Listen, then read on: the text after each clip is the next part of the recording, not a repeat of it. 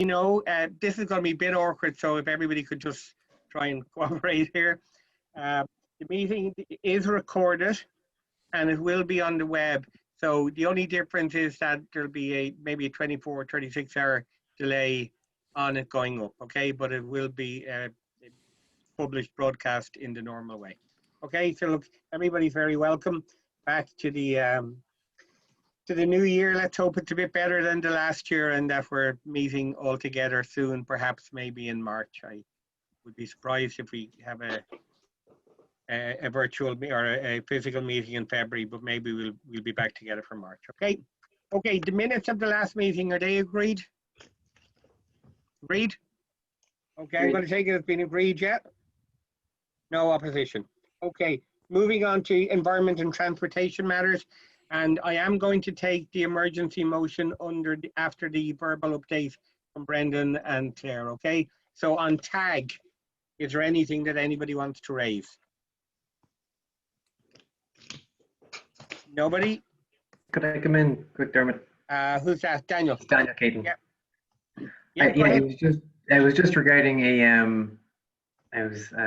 myself, Claire Byrne, had made a few representations around this. It was Pembroke Square onto Barrow Street. There was just residents. I know traffic are saying but there's no issue, and residents are saying that there is an issue with backed up traffic, and they're looking for a junction box.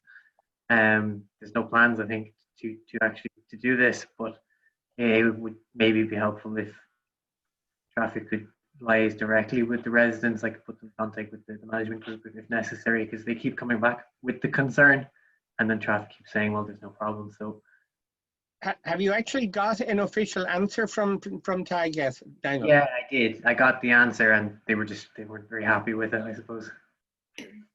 Neil, I saw you there somewhere. You want to make any comment?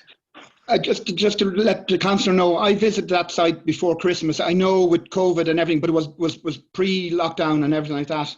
And I visited the site during evening peak around 4:30 to 5:30, and I monitored any vehicles coming in and out of the apartments. And there was no delay to any vehicle. That's what I was trying to say to you, the councillor Katie, that traffic volumes was very, very low. There was no wait for vehicles to come out of the apartment block.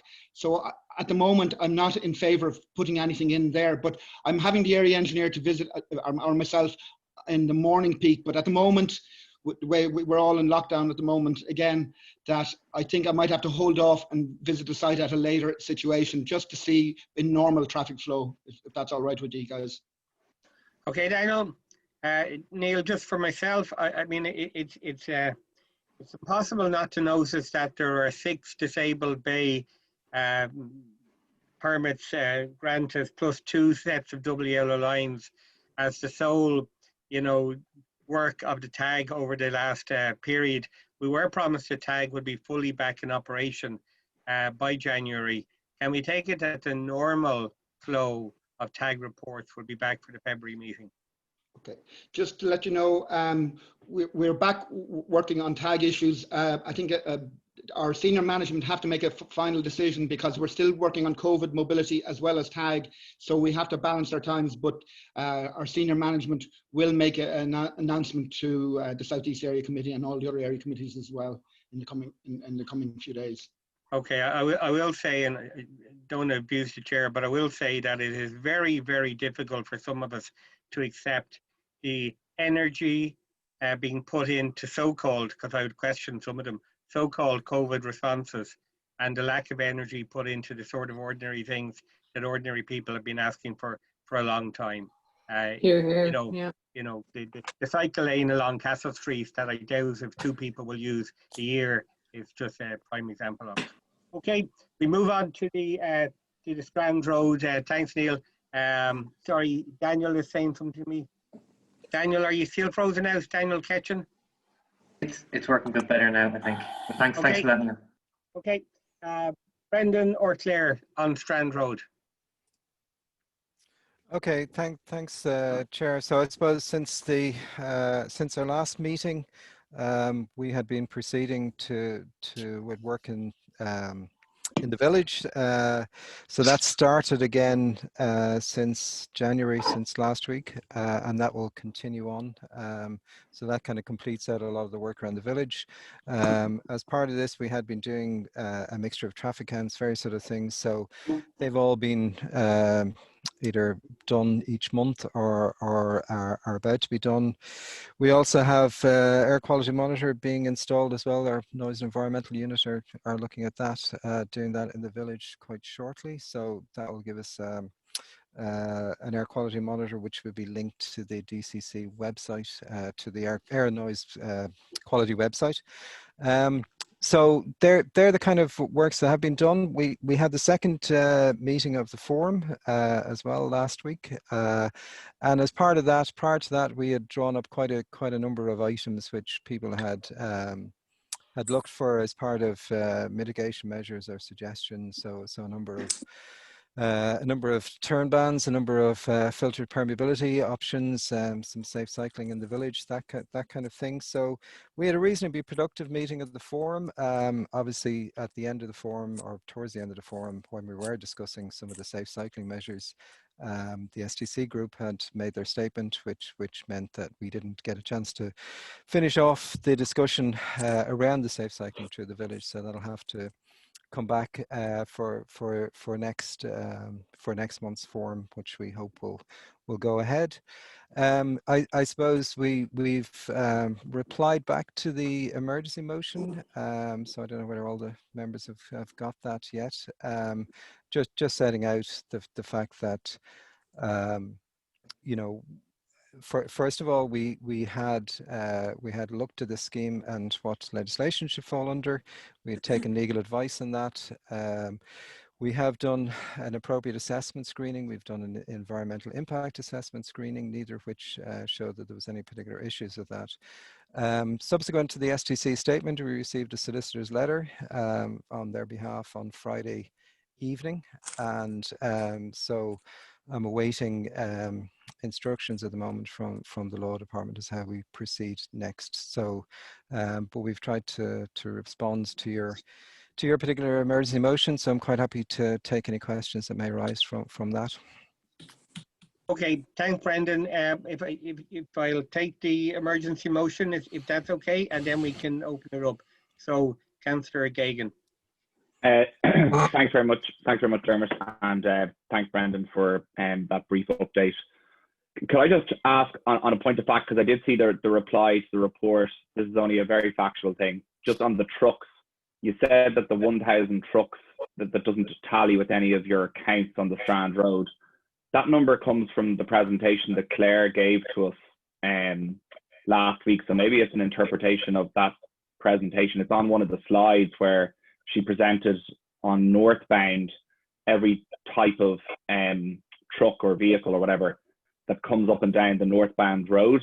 And if you just top the, sorry, Brandon, yeah, go on ahead, yeah. I think you're getting mixed up between trucks and LGVs. LGVs, light goods vehicles, are the white vans.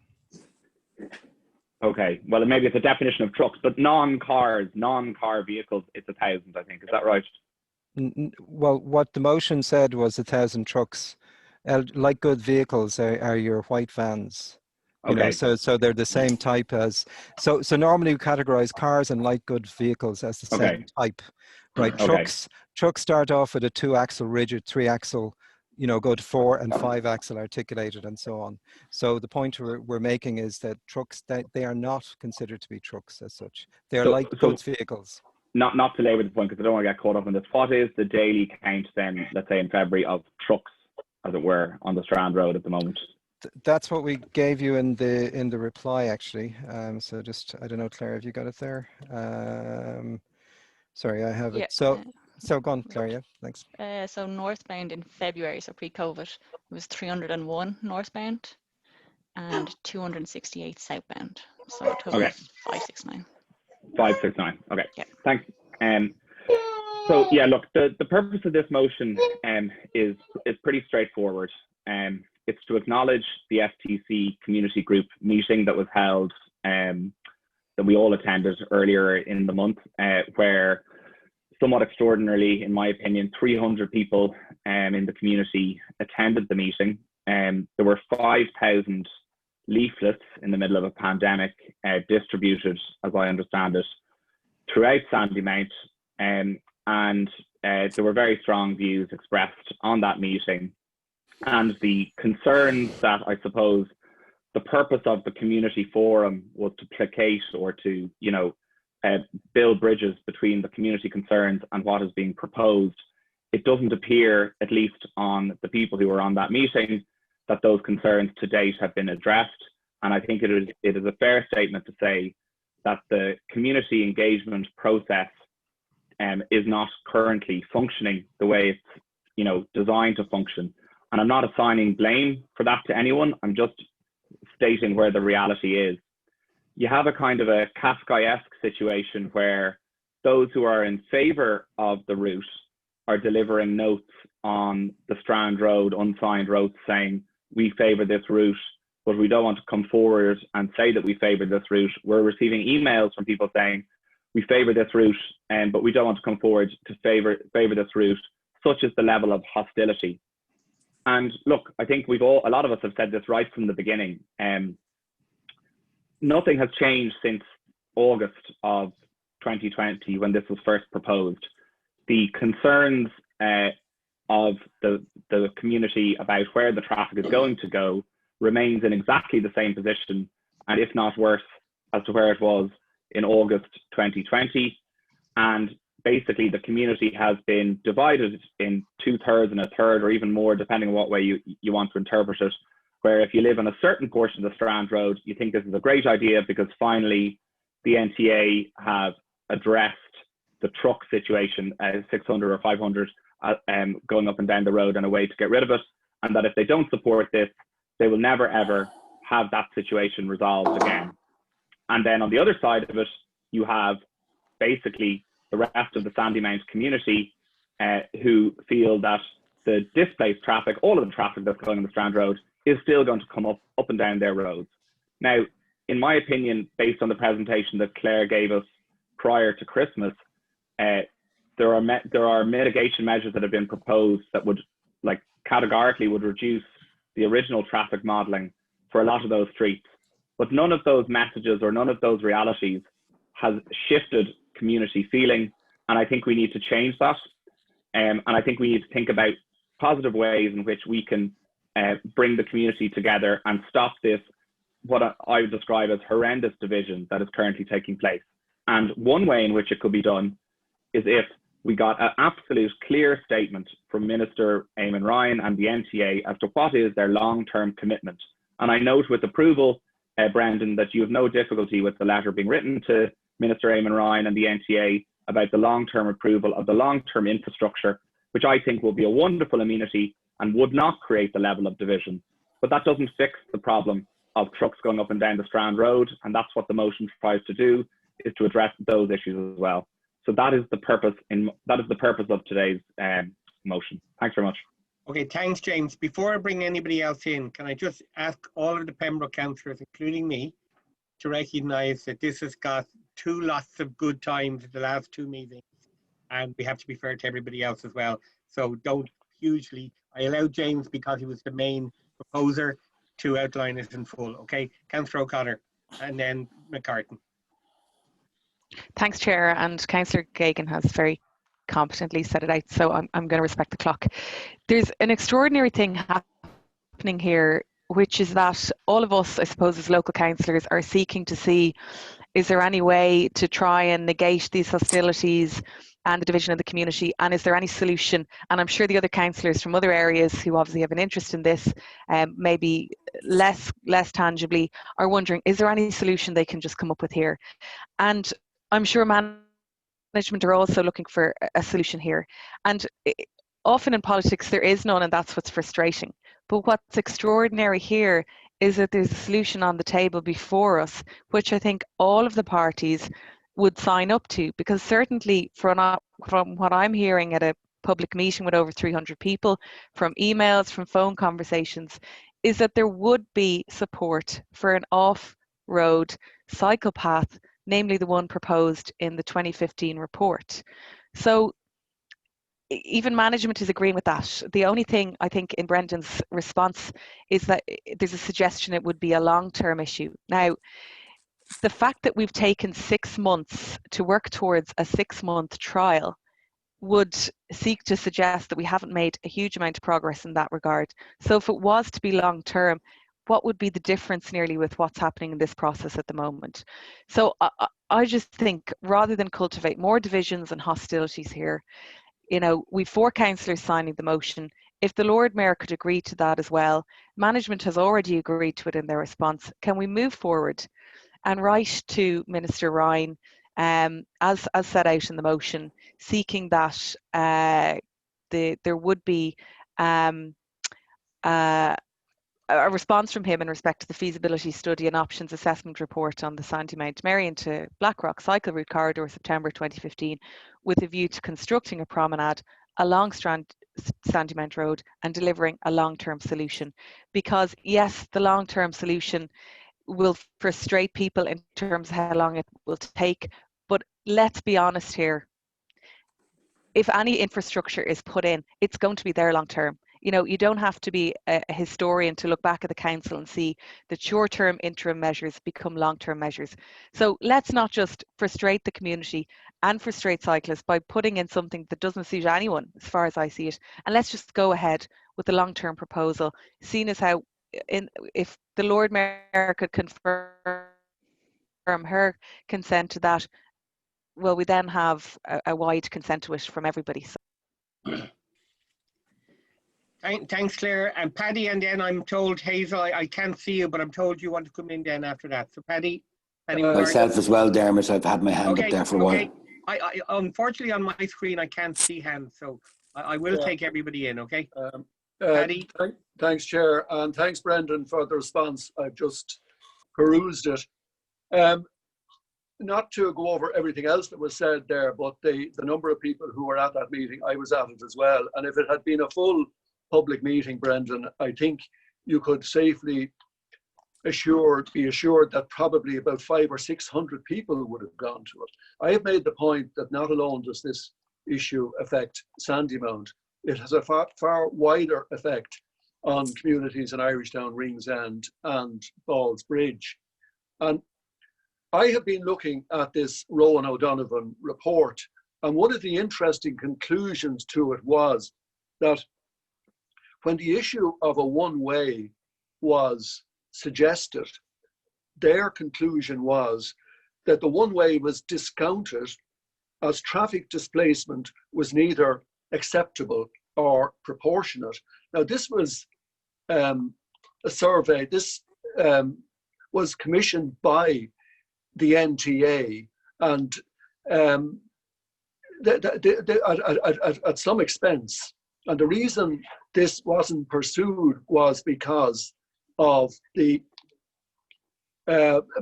cost. As far as I'm aware now, that is not an issue. The cost of this proposal would not be an issue. And if you do look at the Malahide to Donabate process that went through on board Planola, through Fingal Council, and has been given the go-ahead, which seems to me to be a far more complex structure than what is being proposed here. There's no reason, given if we have the support of the Lord Mayor and we have the support of all the local councillors, because I'm a firm believer that people are more likely to support development in public infrastructure if something new is added rather than removing something that's already there. So you're removing an arterial section of one road. The proposal to bring the cycle track through the Sean Moore Park seems to me to be utterly reasonable, given that if the Sean Moore Park wasn't there, it would maybe pose some problem. And then the area of a boardwalk. All these things were looked at. But the other important conclusion of the engineering report was that there wouldn't be an ecological impact on the whole project. So I'm dubious as to the merits of what is being proposed at the moment, because any statistics gleaned over the next number of months are hardly going to be relevant when we do process back to a more normal situation, because with schools are closed, construction sites are closed and may well be for months ahead. We don't know that yet. So I think the issue of pausing this for the moment is the one I am in favour of. And I would ask that the issue of the Malahide, Donabate Greenway, and I'd like Brendan's response to that. And would there be a time frame for what Councillor O'Connor is suggesting as well? We have actually spent months and months on this, and we're nowhere near achieving any sort of reasonable conclusion as to how we're going to proceed with it. Thank you. Thanks, Paddy. Lord Mayor? Hazel? Yeah, 1 second, Dermot. Okay, so I hear my name bandied around a few times, so let me address that first. I was very clear with Councillor Geoghegan yesterday when he sent me the motion that I'm happy if the group would like to write to the Minister. I would be in support of that. I'm happy to write to the Minister myself, actually, especially since there were a few things raised at the previous community forums in relation to NTA and the Minister. However, in relation to the proposal itself of the Strand Road implementation, for me, we were checking with the law agents of what happens, and then we will issue a reply. I said very clearly today that I was in support of COVID mobility measures, and in relation to Sandymount Strand and the Strand Road proposal, I was in support because it is what it says on the tin, COVID mobility related. So I do understand people's argument on, well, if we're going to do this, why don't we do it right? Or why don't we have something that's fit for purpose for future? We're not in those times, folks. We've been saying this time and time again. I think we all know this by seeing the numbers rise per day, is that we are no longer in normal times. Our job was to provide safe mobility for our citizens and for our constituents, and for Dublin in general, was to provide safe mobility in terms of cycling or walking, public transport, and to provide those everyone, including myself, methods that will minimize the risk and minimize the fear among what's happening at the moment, and to go in with a long-term plan, which I'm all for, takes that exactly long-term planning and long-term proposals, in which case your immediate risk, which is the crisis we are at, will not be managed. And again, we will not be providing people with the mobility measures that we promised them with. So saying that, again, I'm more than happy, as I said to Councillor Geoghegan, to write to the Minister, but in terms of the proposal itself, pending what is provided back to the law agent, I think that is the decision of the Council. I myself would be supportive of the measures itself in terms of COVID mobility. I've stated that very clearly. I'm still going to state it because I do understand that there was I was at that meeting with 300 people, and I was heartened by the amount of people that was on board and involved in the meeting.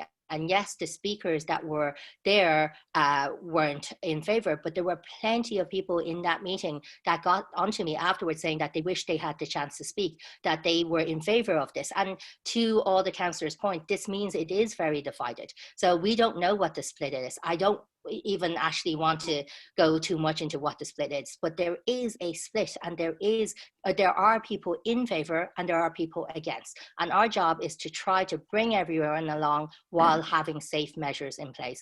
So I suggested to Brendan that we have more open forums, better way of communication, and be it that we leaflet the area, do something, but we bring people along while putting the measures in place. Thanks. Thanks, Lord Mayor Mannix. Yes. You're muted.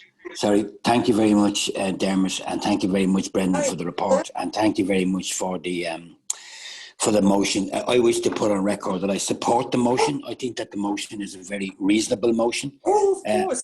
Sorry, Yeah. Mary, can you mute Mary, yourself? you need to mute yourself. Mary, you need to mute. Sorry, Mannix. Go ahead. So I wish to support the motion put forward by the three councillors. I think it's a very reasonable one.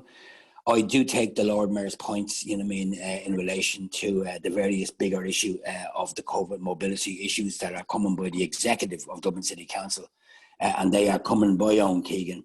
Our role is always to kind of, you know, I suppose, I can't concentrate with Mary in the background there. I'm hearing a lot of noise. Zoom, and I have another one there. Mary Freehill, can you put yourself on mute, Mary? Okay. Mary, can you mute? Yeah. Dermot, whoever's hosting the meeting can generally mute people. She has muted herself. Okay.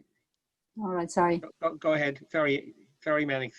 Okay, yeah. So, like, you know, the point of the matter is that these initiatives have been taken by Mr. Owen Keegan under COVID-19 measures, and they're not just taking place on the Strand Road, they're taking place all over the city, and there's much controversy in relation to these particular measures. Some more, you know, energised than others. The Strand Road situation is a very serious situation.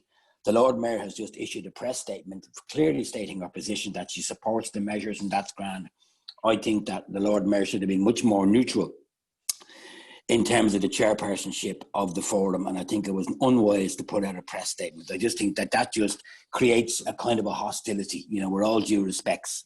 So I support the motion. You know, I do believe, Chairperson, that we will end up in the court. I believe that if we don't pull back here and at least temporarily suspend these measures, we're going to end up in a court case with an injunction being taken against Owen Keegan and a whole clatter of stuff coming down the road. And you don't really want that to happen. I want people's safety. I want people to be safe. I want people to be safe on the roads, to get about the place. I want the environment to have a much more positive impact. But this is just harebrained, and this seems to me to be self-will run riot.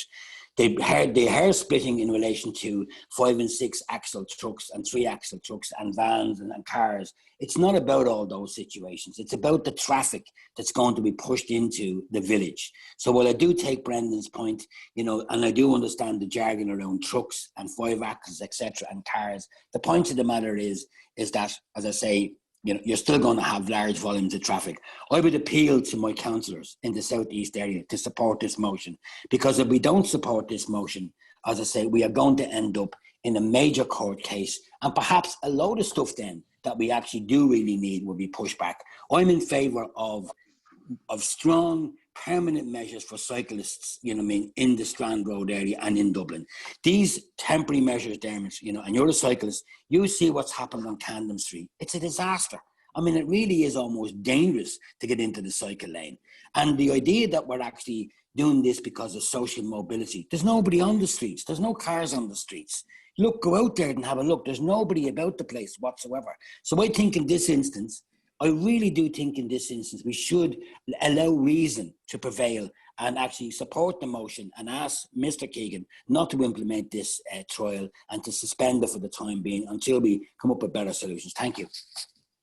Okay, thank you. I understand, I see Councillor Conroy, and I gather somebody else has put up their hands, and I'll take both of them in, but just as the 5th councillor for Pembroke, I just in myself at this stage. I want, first of all, to point out that 4 councillors actually signed that motion. Councillor O'Connor also signed this, just to put that on record. I also want to defend the Lord Mayor, first of all. Can you put my name on it as well, please? Yeah, I was just confirming that point about Councillor O'Connor. I don't think the Lord Mayor has to be neutral. I used to use the line myself when I was Lord Mayor that I was never neutral. I didn't move from being a Labour councillor to being a non-Labour Party Lord Mayor. I think the important thing is the Lord Mayor is fair, and in fairness, I think the Lord Mayor has been fair. She's expressed her views, which I profoundly disagree with, but I think from what I heard, she has chaired the forum fairly. So I just want to put that. I don't think the Lord Mayor has to be neutral. In fact, I think you're on a forum though, Dermot. I think you're on a forum. You know, I mean, you must adhere to that. You know, sorry. With all due respect, if you're chairperson of a forum, Dermot, it's not appropriate that the Lord Mayor makes a statement. I didn't interrupt anybody. I understand. I'm just clarifying something. I'm just expressing my own view, okay? I just have 20 seconds for feeding back to Councillors Flynn, since this is a I will let you in. If I could just finish myself, and I'll let you in, okay? As Councillor Flynn said, I do cycle. I cycle most of the time. I do use a car, but I recognise the city has to cater for a whole load of different interests: cyclists, motorists, pedestrians, and yes, the hierarchy of active travel should be respected. I don't have any difference with any of those things.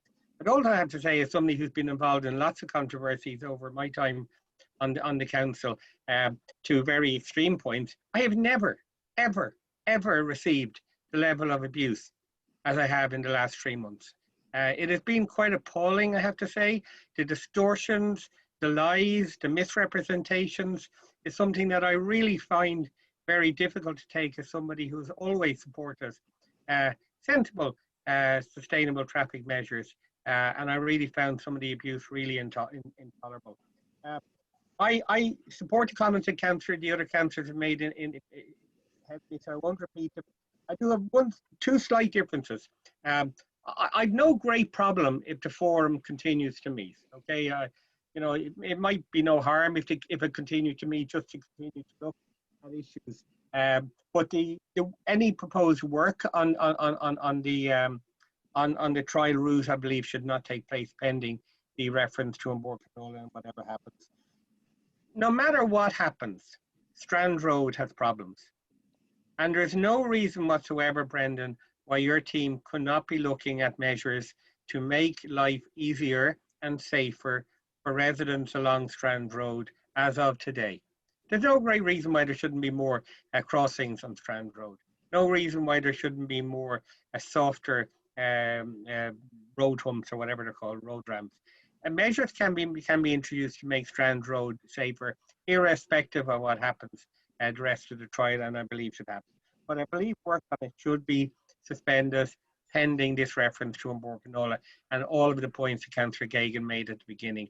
I've never seen an issue so divide the community as this one has, and that is largely down. I'm not going to get into any of the technicalities of the motion.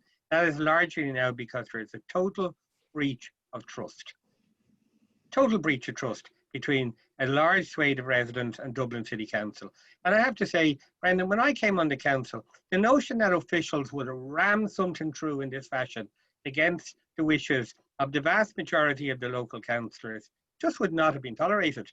Maybe we've all just got a lot softer over the years, but I can remember councillors, if you had attempted to do this 20 years ago, there would have been blue murder, and you would have had total refusal of cooperation on all sorts of things. I'm thinking of people like Tommy Brune, Dan Brown. They just would have blocked you from everything. Gay Mitchell, Jim Mitchell. I can imagine you trying to do those in their areas in the old days. You wouldn't have attempted it in a million years. And you know, councillors need to reassert themselves. I support the principles laid down in the motion by Councillor Geoghegan. Thank him for drafting it. And I believe that is the correct route to go. And I say that as somebody who wants to see safer cycling in this city, but I want it done in an agreed manner that doesn't destroy villages and doesn't destroy other communities. Councillor Conroy. Thank you, Chair. And yes, I do agree, even though it's not Kimmage Rathmine's area, but it is taken up so much of our time. It's and we have so much other issues to deal with that it has got to be addressed in some alternative manner. I know that the first thing I brought up about it was the promenade, because I walk it so much, and walked yesterday over to Poolbeg and saw that there is quite appropriate space if it was only dealt with by the NTA and funded by the NTA, because the government strategy that it keeps going on about since 2016 is just going on as the bus connects, whereas something like this could be dealt with. The boardwalk and a proper cycle route, because everybody is looking for more safe cycling. I will also have to admit I was walking Dodder Bank earlier today, where there is a cycle route and there wasn't one single cyclist on it, because a lot of this is working from home. So COVID change has to change the NTA and other cycle issues, because there is going to be more working from home. And I know the Strand Road is narrow, and I know that there are some terrible people that zoom along it, so there has to be some sort of safe slowing down of traffic.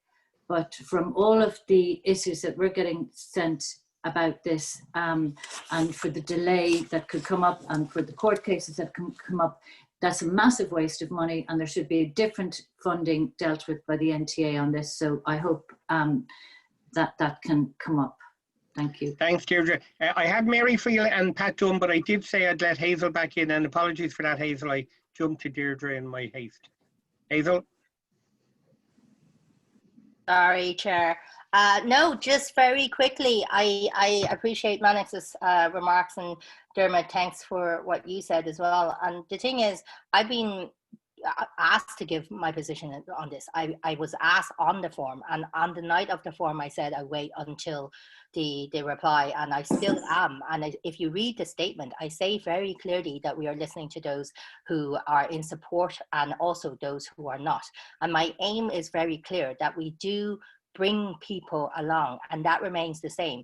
If people again still don't think I should chair the forum, by all means please submit your requests into the City Council themselves or the forum members. But I have asked the forum several times as well if they have issues with me chairing the forum. So and I will continue asking them that next time I will be there. And with this forum, I don't think anyone would have any issues with saying it when they do. So, and that is my position as councillor of the area, since I've been asked to join this motion as councillor. I've been asked several times on this call itself to adopt a position as Lord Mayor. So now that I've adopted a position as such, there can't also then be remarks back to say, oh, she adopted a position. It just so happens not to be the one that I'm supporting. So if the request is that the Lord Mayor state her position, and also as a councillor I state my position, I have done that. So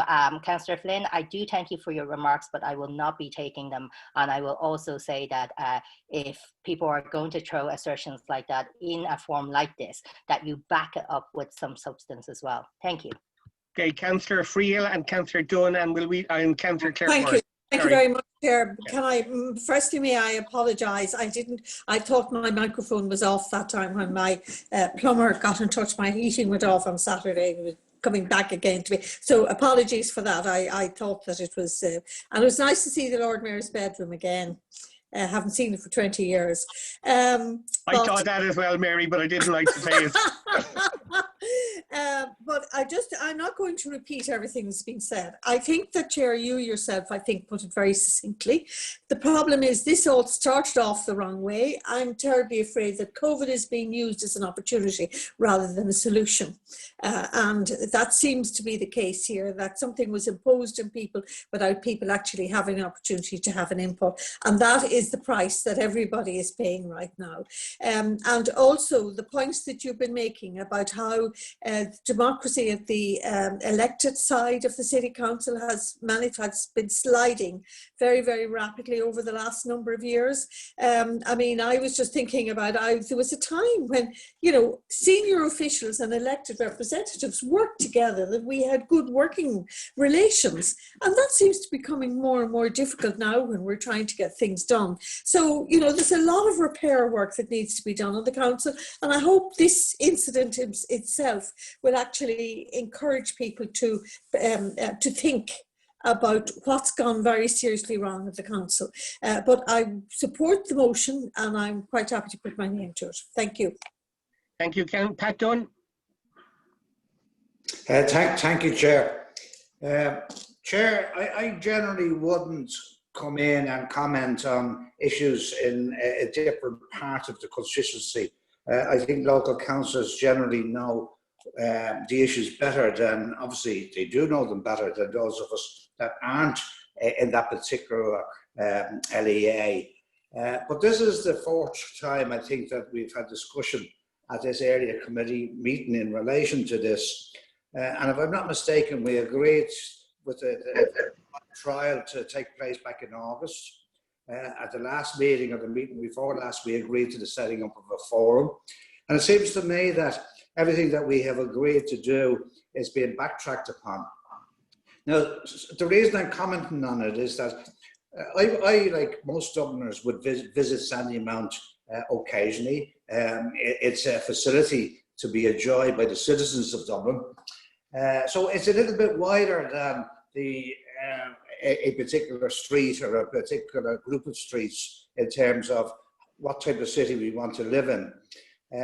If you go back and go way back, and I think you said sort of you used the term blue mortar.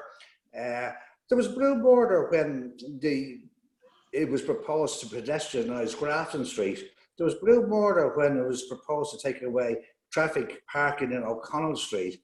Quite often the decisions that we have made over the years mightn't have been too popular with everybody at the time that we made them, but in time they have proved to be correct.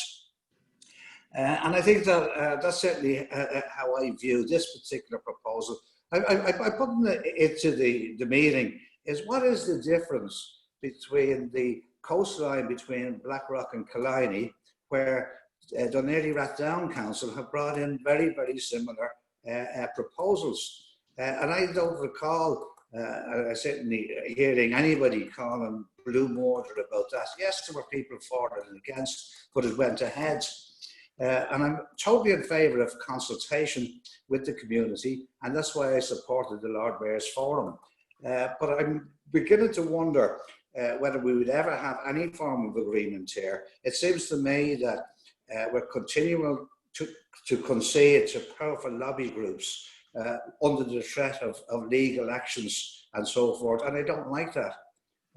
They're just my comments on it, Chair. Thank you very much. Thanks, Pat. I have clear. Hold on. Let the two remaining people. Just on a point of information. Okay. Sorry, Pat, go ahead. Yeah, just one final thing. I wanted to put it on record that I support the right of the Lord Mayor for taking the position, and absolutely think that she's quite correct to take a position and to articulate that position. Thank you. Thanks, Pat. Councillor Claire Byrne, followed by Councillor Kevin Donoghue.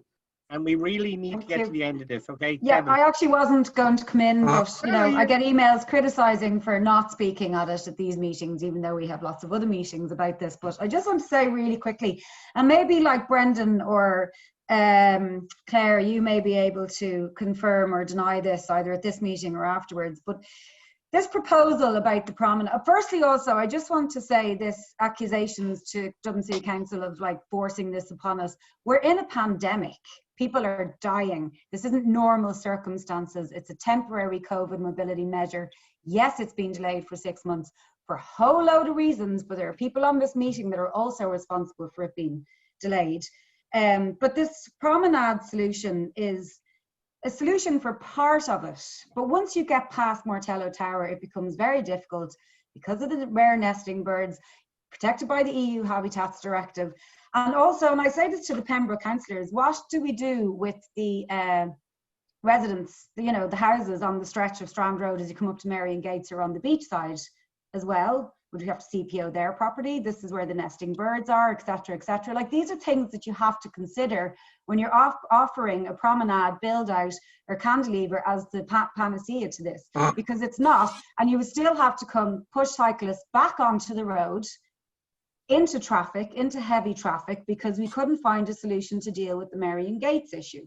So I just want to, you know, put that out there again. And I don't know whether Brendan or Claire want to come in on that at this stage or come back on a later date, but you know, it isn't the be all and end all.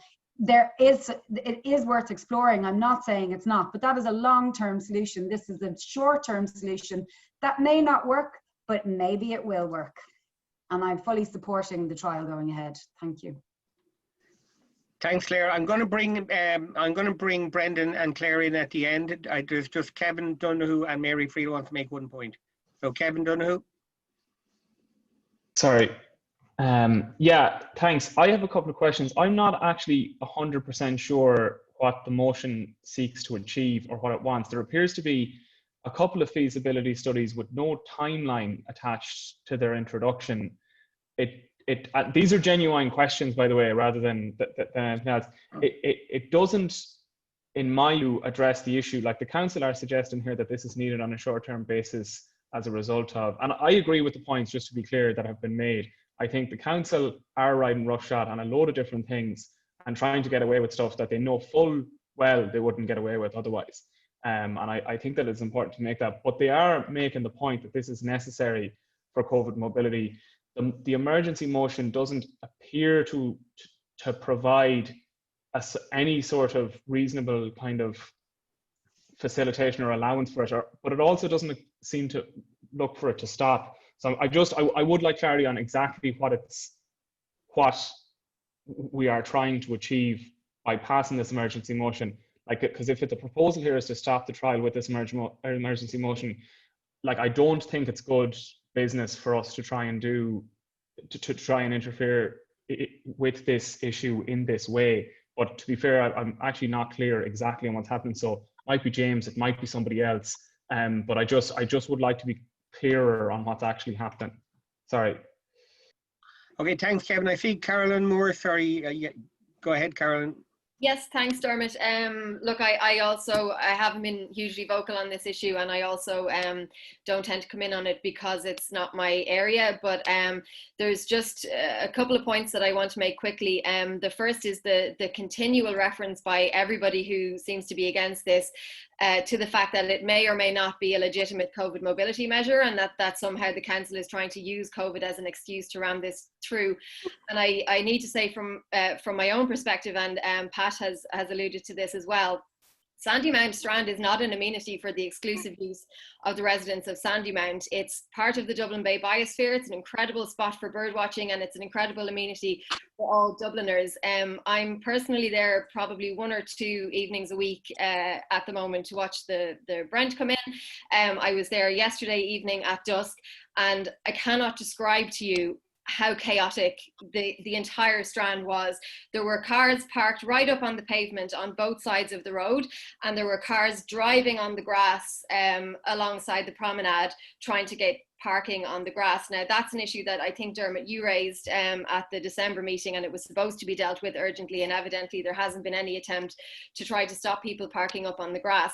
But it's bedlam down there, and the idea that we would be pushing to delay what is actually a very legitimate COVID mobility measure, the idea that we would be pushing to delay that to maintain that status quo, that is absolute bedlam, and that is unsafe for anybody who's using the Strand, and not just for the local residents. So, Dermot, you said yourself that there's nothing stopping the city manager from urgently putting in other safety measures on Strand Road, pedestrian crossings and so on. But I would just again say that it's not just about the residents. Of course, it's important that the residents are consulted, and of course it's important that they feel happy with what's going in. But this is for users of Sandymount Strand, and it's an incredibly important and really well used and oversubscribed amenity for all Dubliners. And there's no question in my mind that this is a legitimate COVID mobility measure, because people are using it. It's in their 5K. It's in the 5K of everyone who lives in the city centre, and it's the only way you can get out and get some fresh air and, you know, have that space. So it is a COVID mobility measure, and I'd like to put paid to the idea that it isn't. Okay, last speaker, I think, Mary Friel. I'm going to let James in at the end. Don't worry, that's the proposer. Mary. Thanks, Chair. Just on a point of information, There was not blue murder when Grafton Street was pedestrianised. I was on the council. It went through the proper process of what was then the traffic committee, and it was welcomed. I was there. I remember the celebration, and we were all delighted. So, you know, not every pedestrianisation caused blue murder in the city. Just on a point of information. Okay, thanks, Mary. James, the normal thing to do would be to let you in after Brendan or Claire had responded, just before we vote. It was just a point of, I just literally 30 seconds, just because it flows from what Councillor Donoghue was saying, and I'm glad he did ask the question. I just want to be absolutely clear. The substance of the motion, I don't know if everyone had an opportunity to read the substance of the motion, but the substance of the motion is for 2 letters from this area committee to be written. One to the Minister, Eamon Ryan, and the other to the MTA. The motion also notes what the FTC have done. In my opinion, I don't know if everybody else shares this opinion, but in my opinion, I don't think it would be appropriate for any of us to be, you know, making any observations about the process of the legal process that they have started. But the substance of the motion is to write 2 letters to Minister Ryan and the NTA. The Lord Mayor has said that she's supportive of that. I think Councillor Byrne is also supportive of it. From everybody I've heard, they are supportive of it. And to be perfectly honest, the whole purpose of the motion is to kind of stop this binary thing of, you know, it's to try and get agreement around a single text. And I know people have different personal opinions on different aspects of it, but that's what the substance of the motion is. And if I could just very briefly say, I also think that the Lord Mayor is perfectly entitled to present whatever political position she has or her position on it without fear or favour. But I do also say that the process of community engagement has not worked, and that's not her fault or the forum's fault. It's just a statement of fact. Thanks. Okay, thanks, James. Okay, Paddy and Deirdre, really quick. Paddy. Yeah. Just one point for Councillor Dunn, referring to the Black Rock cycleway. There's no comparison. The Strand Road is an arterial road, and that's the major difference. And that is part of how the whole problem has degenerated to the way it has. There's no comparison between the 2 cycleways. Just can I make a point of clarification, Darren, please? Yeah, we'll let you in, Mannix. Deirdre's next. Yeah, I'll be very 30 quick. seconds.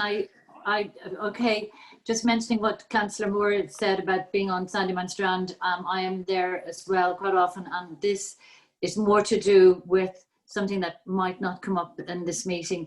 I'm on the route toward walking on Sandyman Strand to Poolbeg yesterday. There were so many crowds, and there's no signage from Dublin City Council to tell people to walk apart. And there are some white arrows on the footpath there, but not enough. So please, can we have that for safety? Thank you. Okay, Mannix, quickly, we've been nearly just very quickly. Look, I'd never had a problem with the Lord Mayor's position on this, which was stated from the outset. My situation was, I think it was actually, you know, not really appropriate to put out a press statement at this particular moment on the particular issue. I just thought that was an issue for me. That's all. Okay, you made that point. I'm going to go back to Brendan and Caroline just for the record. I have submitted many motions on many ways of improving Sandyman Strand over the years. Some of them have even been implemented, and which you always welcome the odd occasion when you get something actually through. And Brendan, the point that Carolyn made, and I would have raised it myself later, is the issue of the intense car parking on the green area of Sandyman Strand. It's huge. I understand why it's happening, but there needs to be better control of that. Okay, over to you. Okay, thanks, Chair. So I guess just trying to capture the main points maybe, and if I miss out anything specific, happy to reply by email or whatever. First of all, regarding the motion as kind of explained by the Councillor Geoghegan, the 2 letters, one to the Minister for Transport, the other to NTA, we don't have any issue with that. I would like to raise one point though. I don't understand why it's addressed to the NTA solely. Surely it should also be addressed to ourselves as the traffic department with responsibility in this area, and I don't understand why it's addressed to the NTA. I would have thought that if you're looking for us to reduce the number of truck movements on Strand Road and try and do that immediately, that it'd be appropriate to modify the the motion and actually look to actually ask the traffic department, who have the legal responsibility for the road, to actually do that. And I would have thought that that might be the NTA can be included in it, you know, to provide funding or support or whatever. But in terms of actually implementing any changes to Strand Road, it's actually within the power of the traffic department of James, I take it the you're happy council. to add in DCC. Yeah, we'll add in and DCC. Okay. Okay, so the second point is just to make, as I made it already, you know, regarding any application under Section 5, that is something that we're under discussion with our law agent, with the planning department, and so on. Solicitor's letter only arrived in Friday evening, later than Friday evening, or at least I saw it only later than Friday evening. Our law department is considering a reply to that, so I don't intend to pursue the section about the STC. The other item is it sometimes gets overlooked that we undertook a public consultation on this measure. We undertook a public consultation on this measure starting, I think it was back in September, running through October. We received 3,000 submissions. The majority of those submissions were actually in favour of this. And we asked people what concerns were being raised. And while we've heard all the concerns about, you know, possible impact of knock-on traffic impacts, etc., etc. The number one concern that was raised during the consultation was by people saying that they were concerned that this trial would not actually go ahead. So it's good to remember that we did actually undertake a consultation on this.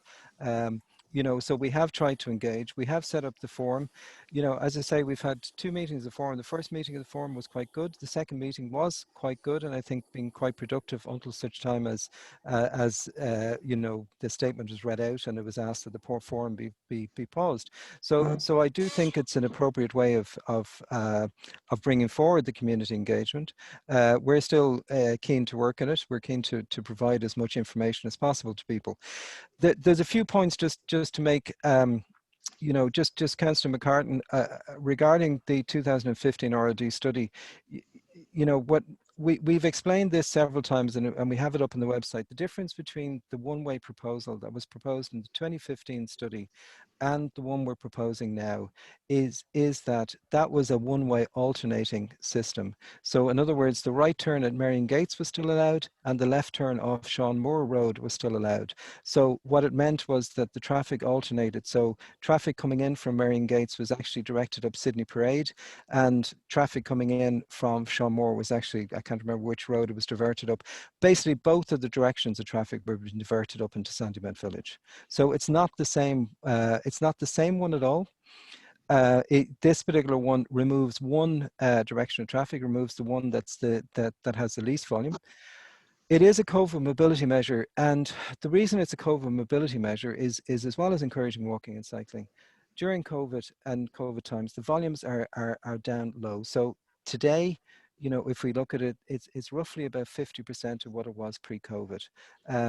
So the reason we call it a COVID measure is that people quote the pre-COVID figures, which have not actually been on Strand Road since January, February of last year. So yes, it is definitely a COVID measure. It is an attempt to put in a good cycling infrastructure there, linking to schools, linking for commuting, linking for leisure, and so on. And that was the purpose of it. Regarding the promenade and the 2015 study, bear in mind that was to take a cycle track from Sean Moore Park along Strand Road, diverted into the car park of Donnybrook Church, where there'd be a new road and a new overbridge over the railway built, and then bring it onto Marion Road. So Marion Church. Sorry, Marion Church. It'd be a very big bridge. No, true. Sorry, Marion Church. So that was the proposal, and the proposal then was to close Marion Gates except for an underpass for cyclists, and the section of Marion Gates, the section of Strand Road at Marion Gates, which is the most problematic section because it has the houses both sides, where it was in effect to be cul-de-sac, so it didn't require any specific cycling measures. That was what the proposal, the 2015 proposal was: boardwalk, taking parts of the promenade, more boardwalk, new road, overbridge, onto Marion Road and dropping the new road onto Marion Road beside the church and taking quite a substantial part of the car park. That did meet quite a lot of opposition when it came out at the time. So that is the 2015 one that we're asking the minister to bring back again. And what we'd also say in that is that since 2015, our flood defence people have been working on designs of a flood defence amelioration for Strand Road. So that is something they'll be bringing forward next year. So the two projects would actually have to merge together. In our view, merging, those two projects going into the SAAC, going into the Natura 2000 areas, it'd be highly unlikely we could put any cycling facilities in place much before about 2026 at the earliest, provided we get through planning and provided we can actually make the case, the environmental case, that we can go into the protected bay. That's just the best estimate we have at the moment. So just to understand, that is the full scheme, but we're quite happy to support right into the NTA on that, and that is the full scheme that was proposed. So I think hopefully I've kind of answered most of the questions. I just have sorry, just one. Sorry, who's that? It's Kevin Donoghue. It's for the purposes of absolute clarity rather than anything else. I think you did address it, Brendan. Is it your understanding that the effect of this motion would or would not stop the trial going ahead? Well, my interpretation from what Councillor Geoghegan said is that it doesn't make any reference to the trial. It actually asks for two letters to be written. Now, I could be wrong. Yeah, I don't think it's just for. I just wanted to get your own, but that's absolutely perfect. Okay, do you want to add anything more, Brendan? Yeah, there was a mention of the Malahide to Donabate Greenway and the permission there to take the cycle track along inside the bay beside the railway track. So a couple of things about any interference or any going into the bay, and particularly in our area with the high designation that this particular area has, is that it can be done based on the principle of no other possible alternative and an overriding need, and so you just have to bear that in mind. If you're putting a cycle track alongside the railway line, as it was there isn't actually another alternative as such. Whereas on Strand Road, when we go to look at a permanent cycle track there are a number of different options which have to be explored before any permission can be granted to go into the bay. Okay, we've had enough discussion on this. Okay, fair enough. Okay, those in favour of the motion, please indicate. If you raise your hands, I'll try and do this. Okay, 1, 2, 3, 4, 5, 6, 7, 8, 9. Those against? Dermot. Sorry? I'm in favour of that. Okay, 10. I can't see. Okay, 10. Daniel Ketchen, do you want to vote? Sorry, yeah, I'd be in favour of it. 11. Okay, those against?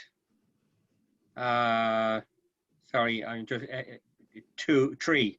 Okay, so 11. I just want to say on the record, I'm not against the writing to the minister in the NTA part for clarification. I'm Dublin City Council. I object to the rest of the motion. Okay, look, and Pat, you're against it as well. So 11-4. Does that tally with the Dermot, just to note as well for the record, as I said to Councillor Geoghegan last night, it's the same as Claire, that I'm against the motion, but I'm more than happy to write from this office or with others to the minister. Okay, let's now reopen it. Is 11-4, does that tally with the attendance, Brian? I just want to make sure there. Who's the fourth person that's against?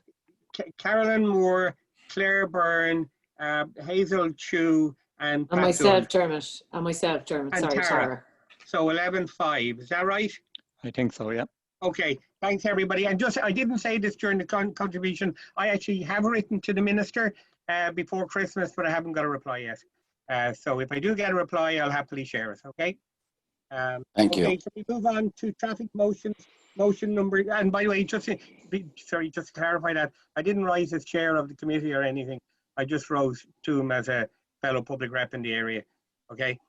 Motion number 10, Councillor Geoghegan. Because we're taking it with traffic, that's why You're out of sequence. I don't even know what what is the motion. It's Sorry. about the NTA subcommittee working group with the NTA and Dublin City Council on Bus Connects. Yeah, I'll consider the report. I'm sure it's fine. I just haven't had a chance yet. That's fine. Okay. Southeast Matters report of Director of Services. Anybody?